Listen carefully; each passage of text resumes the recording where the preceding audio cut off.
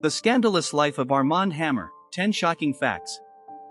Introduction. Armand Hammer, the American industrialist often referred to as Lennons' personal capitalist, was a figure whose life was riddled with scandal, controversy, and intrigue. From his early years mingling with Soviet leaders to his dealings with Hollywood, Hammer left a complex legacy marked by a web of political, business, and personal scandals. Here are 10 of the most scandalous and shocking facts about his life. Fact number 1. The unusual upbringing and family secrets. Armand Hammer was born on May 21, 1898, in New York City to Julius Hammer, a Russian immigrant and a radical socialist who was heavily involved in the early American Communist movement. Julius Hammer was a founding member of the Socialist Labor Party of America and named his son after the arm and hammer symbol associated with the party. The family's radical politics were marked by scandal early on. In 1919, Julius was convicted of manslaughter for performing an illegal abortion on a Russian diplomat's wife, who died as a result. However, according to journalist Edward J. Epstein in his book Dossier, The Secret History of Armand Hammer, it may have actually been Armand, then a medical student, who performed the procedure, with his father taking the blame to protect him. Armand's tumultuous personal life included 3 marriages and multiple affairs, including with his mistress Betty Murphy, who allegedly knew about the abortion cover-up. His son Julian Hammer, born in 1928, further darkened the family's reputation by killing a man in 1955 over a $400 gambling debt, a crime for which he received a lenient sentence. This legacy of scandal continued into later generations, with great-grandson Armie Hammer facing public allegations of sexual misconduct and abuse in recent years. Number 2. Lennon's personal capitalist. Armand Hammer's business career took a pivotal turn in 1921 when he traveled to Soviet Russia under the pretense of a humanitarian mission to deliver medical supplies, including insulin and penicillin. There, he met Vladimir Lenin, who personally granted him a concession to establish a pencil factory, an unusual alliance between a communist leader and an American capitalist. Hammer's unique position as an intermediary in Soviet-American trade led to suspicions that he might be a Soviet asset. He was often referred to as Lennon's personal capitalist, a moniker he both embraced and disavowed depending on the audience. Hammer denied these claims in public, calling them ridiculous. Nevertheless, his extensive network and ability to move between the worlds of capitalism and communism caused many in the US government and media to view him with suspicion throughout his life. Number 3. The Soviet oil scandal. Hammer's connection with the Soviet Union did not end with pencils. In the 1960s, he expanded into the oil business with Occidental Petroleum, negotiating controversial deals with the Soviet Union. He facilitated the sale of Soviet oil to Western markets, often circumventing American trade embargoes during the Cold War. This placed him in a precarious position. While profiting from these deals, he was accused of acting as a double agent or, at the very least, of engaging in unethical profiteering. For years, U.S. authorities monitored Hammer's activities, suspecting he might be a threat to national security. The U.S. Senate Subcommittee on Multinational Corporations scrutinized his dealings in the 1970s, raising concerns about his potential role in espionage and illegal trade practices. Number 4. The forgery empire. Hammer's reputation as a reputable art collector was shattered when it was discovered that many of the artworks he sold were forgeries. During the 1920s and 1930s, Hammer capitalized on the chaos following the Russian Revolution by selling artworks that he claimed were from the private collections of fleeing Russian aristocrats. However, in 1976, the Knoedler Gallery scandal exposed that many of these pieces were fake. One of the most notable examples was a Raphael painting that was later found to be a modern reproduction. Investigations revealed that Hammer's gallery sold numerous counterfeit works, which severely damaged his standing in the art world.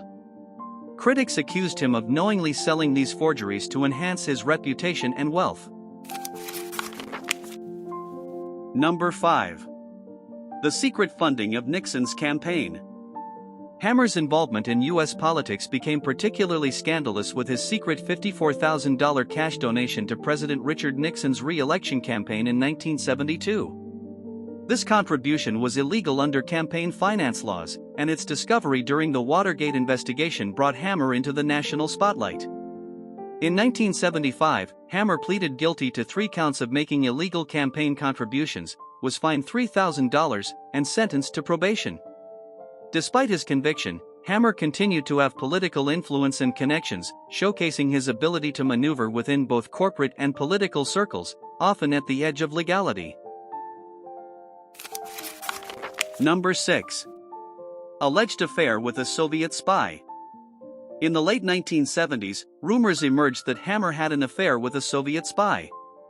The alleged agent, whose identity was never publicly confirmed, was rumored to have had access to sensitive information regarding Hammer's dealings and political connections.